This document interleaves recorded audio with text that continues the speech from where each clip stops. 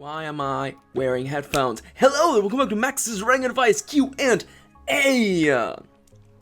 In tonight's episode, I've got a selection of questions sent by viewers just like you and pick through a random number generator. I've made it my point now. It's been going on for 3 weeks now.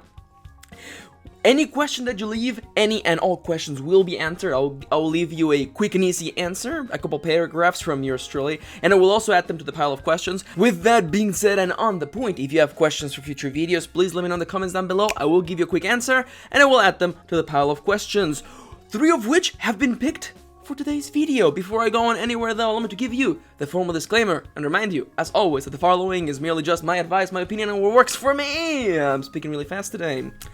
I'm drinking water because I've been drinking too much coffee recently. Remember that video a couple of videos ago with the colossal Titan mug? I was drinking coffee there for 8 hours. That's too much. That's too much hours. That's too many hours, Max, and I agree. So yes, this video is just me and my advice. It's not gospel. It's just the ramblings of a silly person who looks a little bit like this. Alright, so people are asking for Trubbish to be back, so here you go. Anyhow, let's take it from the top. This is gonna be a bit of a special video, mostly because I've got a bunch of really interesting questions, but also because we're going to be talking about National Novel Writing Month, NaNoWriMo, however you pronounce it, it's still the same thing.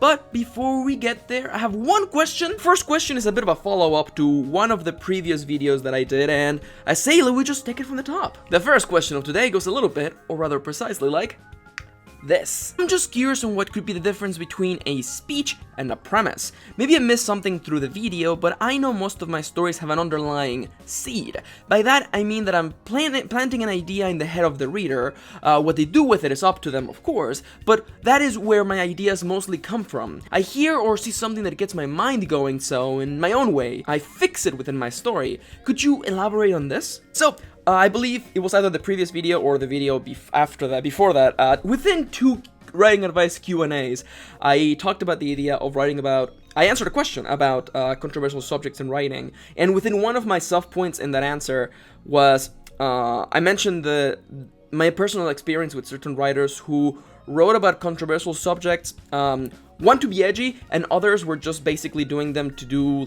monologues for all intents and purposes. They would just basically write about whatever they wanted to say, as opposed to actually telling a story. They would just make it about this point that we're trying to get across, and I mentioned that it always felt really forced. Mostly because you could tell that the entire story was just a premise, you could say, or just there to justify them doing this glorified speech. Now, with that being said, considering the situation they have put before us, what is the difference between a seed and a speech? Well, I would like to preface this by saying that the idea of the seed is pretty much the way that I write my stories. I come into a story and there's something that grabs me, that inspires me to write it, and if you've seen my planning guide, you know exactly what I'm talking about. And it is this very thing that pushes me along the writing process, the reason why I'm writing this story, the things that excite me, the things that interested me. It could be anything, such as this main character is such a little jerk, I love them, or bigger elements such as the idea of overcoming heartbreak and grief, things like that. Later during the revision process, once I finish writing the whole thing, I like to look back on it and see, okay, did this feeling echo through, or is there another feeling that rings louder, and I seek to bring it into the foreground through the revision process. Now, that being said, I almost spoke in Spanish for 2 seconds. Clearly, it should be clear the difference here. A speech or a story that is just there as an excuse for the writer to make a point or to just talk about whatever they were feeling like. It's completely different, and it should be palpably obvious, because the story seed is there and is what inspires you to write, and it's not inherently about making the reader agree with you or about telling the reader something. Generally, that's something being your opinion. If I may give some rather vivid examples, the most prevalent one, the biggest one that I kept seeing in college all the time, where and excuse the following, and this is gonna ruffle feathers, and that's okay, you know what, we're all human beings with different opinions, and the following is my experience.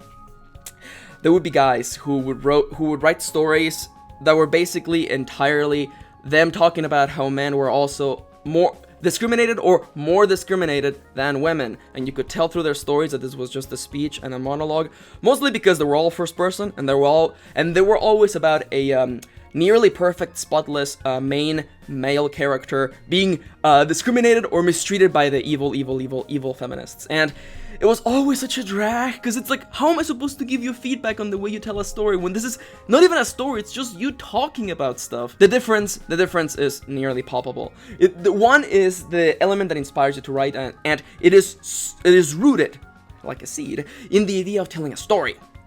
And the other one is just getting a point across. And I feel that maybe I didn't make it as clear in the previous video, but hopefully I have made it more clear now. I think that the idea of the seed is something that is inherent to most writers. Anyone who really enjoys the craft of telling stories starts with a seed, an idea, some sort of concept. It can be like something that happens later in the story, or a part of the character, like I mentioned, like them being a total little jerk. Those little things excite you and pull you and almost force you to sit down in your chair and write, because you want to see where they go, where they develop. It's almost, I don't want to say a circular, but it's the act of happiness as opposed to the reward of happiness. Happiness is a thing you do, not something you get. And the idea of the speech is just trying to get your opinion across, or trying to make a point. And honestly, and as I mentioned in the previous video, I'm here for stories, so anything that puts story second is something that I'm almost intrinsically against. So I hope that this has cleared it up. And now, with that question done, it is time now for us to talk about the main subject of the day. The one with the name on the tin, you could say. We're going to be talking about National Novel Writing Month, NaNoWriMo. It's almost upon us. This video should be going up like right near the end. I'm looking at my calendar, as though my calendar is gonna tell me, yo, my little Pusheen calendar, when is this video going up? You don't know? I don't know either. This is gonna go up somewhere, probably right at the beginning, no, right before October begins. And that means that there's about 30 days for you to prepare, to get ready for National Novel Writing Month, NaNoWriMo. I've been saying NaNoWriMo forever. People say NaNoWriMo. I don't know, we're all different, it doesn't matter, it's a made-up word, it's fine. What does matter, though, is the following question, which I think should pretty much cover all of our bases. Hello! Do you have any advice for young authors who are just starting out? Also, for a first-time NaNoWriMo participant, could you lace over the basics? I sure can! I can definitely cover the basics for anyone who wants to get into writing, or is starting out, or is considering a month-long challenge such as NaNoWriMo. The following pieces of advice are pretty much general. I should probably preface this first by saying what the heck is National Novel Writing Month, or NaNoWriMo. National Novel Writing Month is a month-long event that happens every November. If you would like to learn more, like the actual details, you can go to nanowrimo.org, I think. But the basics of it is that you, as a individual, as a writer, give yourself the challenge of writing 50,000 words in 30 days, which averages out to 1,367 words every night, I think. It's been a while since I did this speech. I used to do presentations on NaNoWriMo in college. But that is the basic premise of it. You sit down, and through the month-long challenge, you seek to write a certain number of words. This is the challenge by itself. It also happens 2 other times a year in a different event called Camp NaNoWriMo, which is basically the same event, but smaller, and much more customizable, because you set your own goal of word counts. With that being said, there's a couple of I don't want to say intrinsic problems for NaNoWriMo, but we will get there in a moment. I love NaNoWriMo. I think it's a great chance and an opportunity for people to get started with writing, or to just get back into writing especially. But it comes with its caveats. I don't think it's a perfect system. I have experienced it several times myself, and I pretty much do it every year. But I'm gonna be rambling here forever, so let's take it from the top. The following 2 tips, are pretty much for anyone who's starting out, getting started, getting back into writing. These are just some general things that I would like you to just keep in mind. Okay. Tip number 1, please just write. Just write, just do it. Everyone you know, every writer, no matter how amazing you think they are or how popular they may be, every time they sit down to write, they are terrified. Every single one of them. And I can tell you myself from experience too, because I've been writing recently myself, and everyone does that thing where they procrastinate at the start of writing and they try to justify it in different ways. And I myself used to be really guilty of this too, but that just changed when I just started just saying, you know what? I don't have to warm up. I don't have to like prepare myself mentally. Just jump into the water. Just jump. The sooner your mind changes gears into storytelling mode, the better. Seriously, just write. It doesn't matter if you think you're not good enough. It doesn't matter if you think that you're not experienced enough. It doesn't matter. Just write. Just put words on the page and move forward. Step by step, word by word, brick by brick. We make journeys, we tell stories, we build bridges. You gotta get there one step at a time. But you may be saying, Max, but I think my story is not very good. My second piece of advice, it doesn't matter. You know why? Because all first drafts are garbage. All first drafts are terrible. If you think that I am kidding, if you think that I'm just trying to overcompensate for my very own very bad first drafts, which are, by the way, very bad, I have dyslexia, you should see all of the missing words that are on my first draft. That being said, I would like to inspire you to go online and look up because someone released this, the original first unedited page of The Hobbit by J.R.R. Tolkien. That's a really bad first page. You should go look it up. It's really bad. That feeling when it's like, yeah, no wonder you cut half of this page out, because it's just kind of clunky. But silliness out of the way, let me tell you this right now. The first draft paralyzes a lot of writers. Like, they just sit there being afraid and terrified of what people will think of them if they were to see this first draft. And I want to remind you that no one is going to see your first draft because you're not going to show it to anybody. There's a misconception that you have to show your writing to participate in NaNoWriMo, and that's not true. All you do is just update your word count online, and that's it. So again, you're not gonna show your first draft to anybody, so it doesn't matter what it looks like. It doesn't matter how many typos you made, how many mistakes are there, how many words are missing. I can tell you about that myself. All that matters is that it's finished. Why? So you can later revise it. You can't get that book published. You can't share that story with the world if it's not finished, and the only way to finish it is to write that first draft, no matter how terrible, crappy, full of typos, full of missing words, out of place, with bad pacing, with moments where characters don't behave according to character, missing scenes that just seem to be completely overstuffed. It doesn't matter, because you're gonna cut, trim, and polish all of those things later. And one more thing. I am going to come out and just say pretty much that I believe this fear of first drafts, the idea of being terrified because, oh no, if I write this dumb line, and you can tell because you're in the middle of writing and you hear that voice in the back of your head, like imagining that one person you have a crush on, or that one person who was mean to you in high school or college, and go, oh, if they read this, they would laugh at me, and they would be right on all those things they said, that I was indeed not fit for this. That very same fear, that very little voice in the back of your head, that stops 99% of all writers. That stops them right there. They're on the tracks. They stop forever. Don't let it stop you, because it doesn't matter. Because the first draft is just the first draft. You'll change it, you'll fix it later. So every writer that you look up to, every writer that you enjoy, every book that has made a change in your life, it started as a crappy, really crappy first draft. Remember that. And now, let's talk about NaNoWriMo Advice. I'm just gonna start with the biggest one right now. I'm gonna start with the one that is like the most harsh and most like, basically the reason why the NaNoWriMo people are never gonna call me, because NaNoWriMo is not a contest. Like the number of words that the goal is supposed to be is absolutely arbitrary. Yes, 50,000 words does not a novel make. You will most likely not be finished with the book by the end of November, and that is okay. The goal of NaNoWriMo is not to get 50,000 words done. That's just an arbitrary number.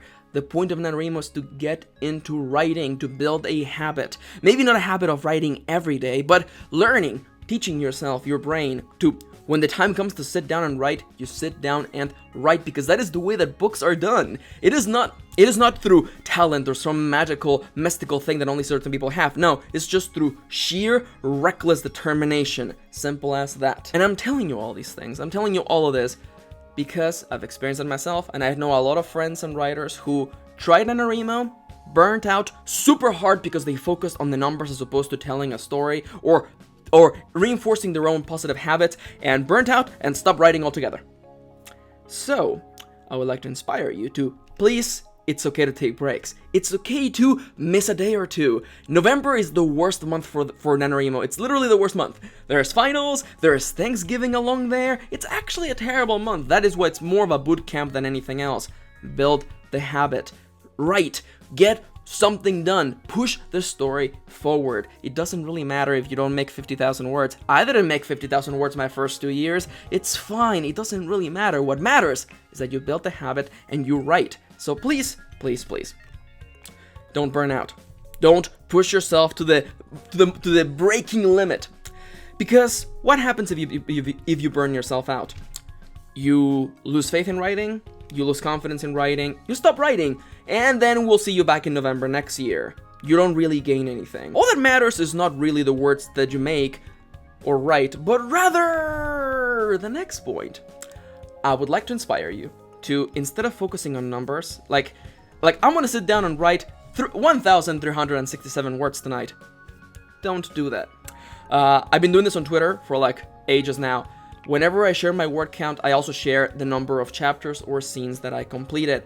I strongly believe that writing is easier and most effective when you sit down with a goal. What are you doing here?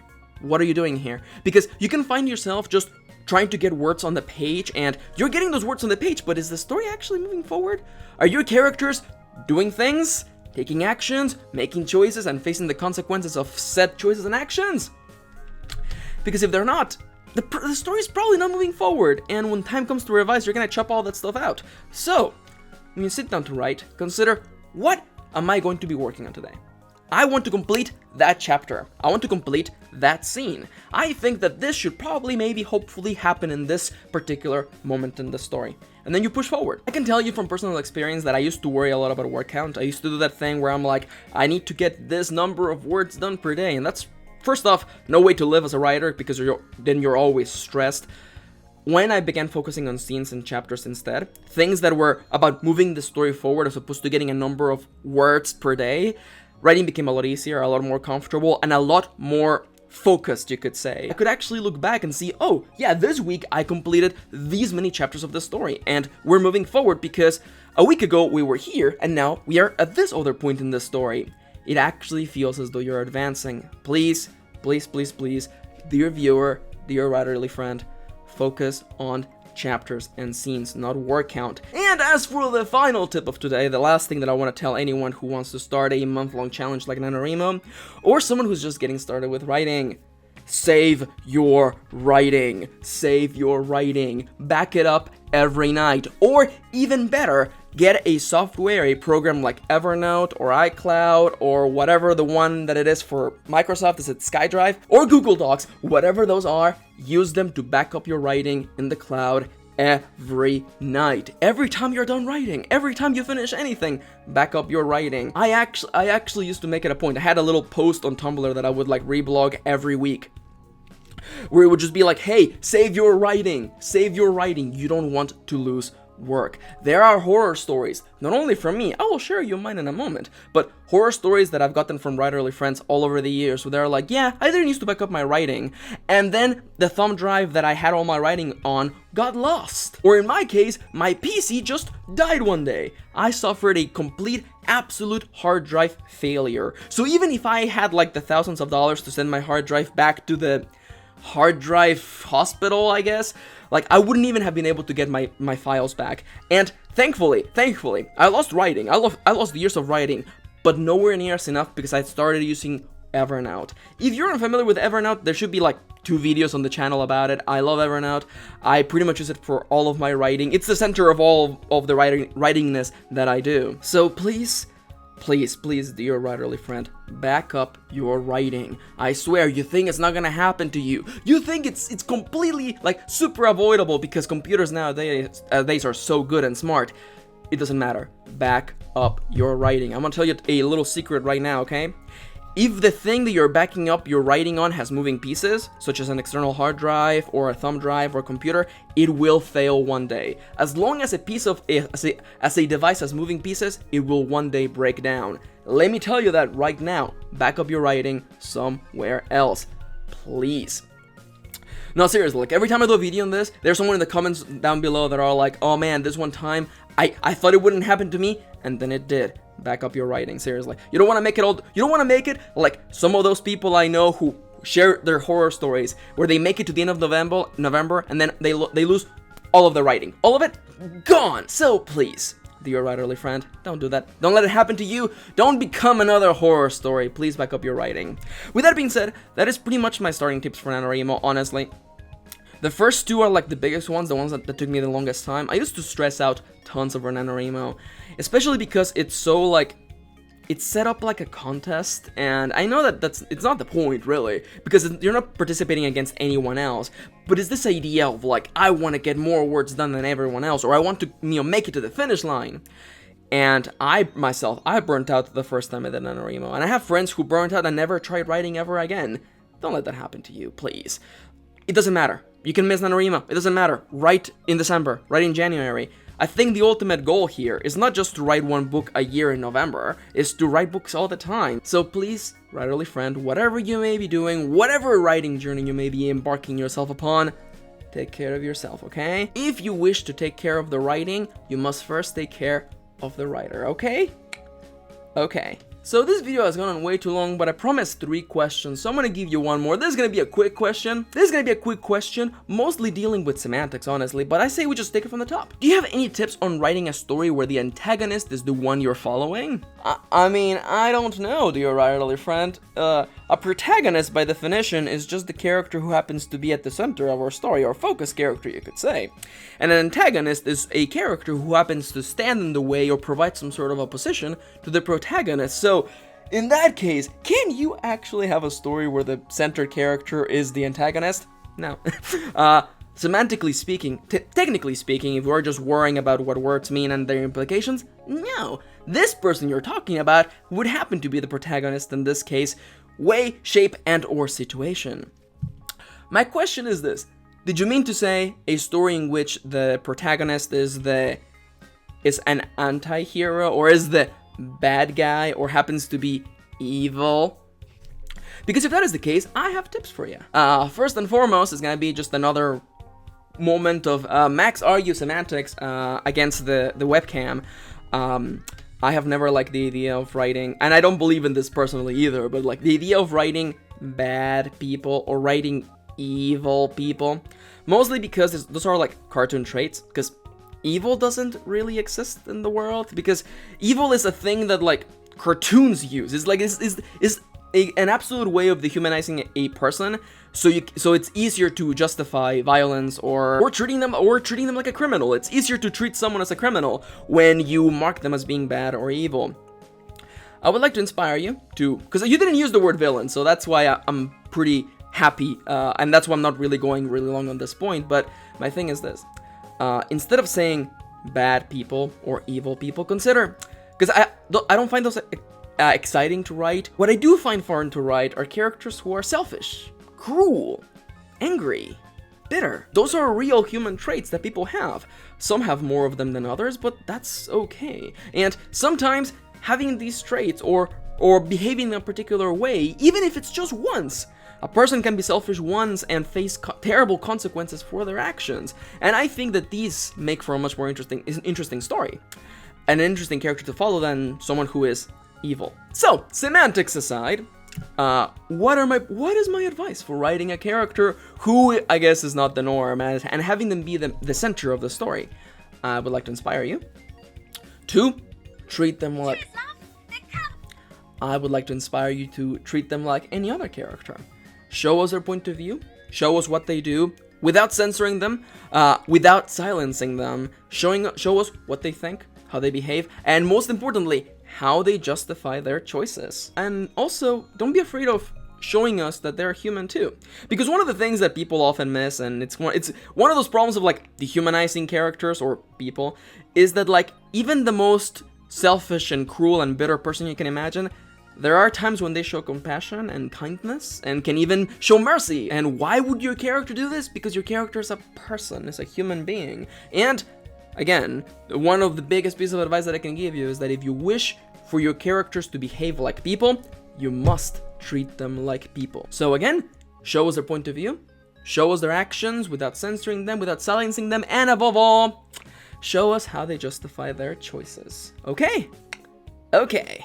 And that's about it for today's video. I hope that you enjoyed it, and I hope that if anything, I gave you another point of view. For the time being though, if you have questions for future videos, or your own feelings on the questions that were answered today, please let me know in the comments down below. And one more thing before I get going, if you enjoy my videos and you would like to make sure that I can continue on making them for the foreseeable future, please consider becoming a Patreon. I have a Patreon page. Patreon is a wonderful website where you, the viewer, the reader, can pledge your money towards the people that you enjoy and the content that you love. If you pledge to my Patreon page, you can get a bunch of awesome perks, such as getting to watch my videos early. But if Patreon is not your cup of tea, then how about a cup of coffee? I'm not holding a cup of coffee today. Link in the description down below. But for the time being, though, I've gone on way too long. I gotta get going. I wanna thank you for watching. Thank you for spending a little bit of your day with me, and I'll see you on the next one. And good luck with NaNoWriMo and all of you out there trying out the month-long adventure that is National Novel Writing Month.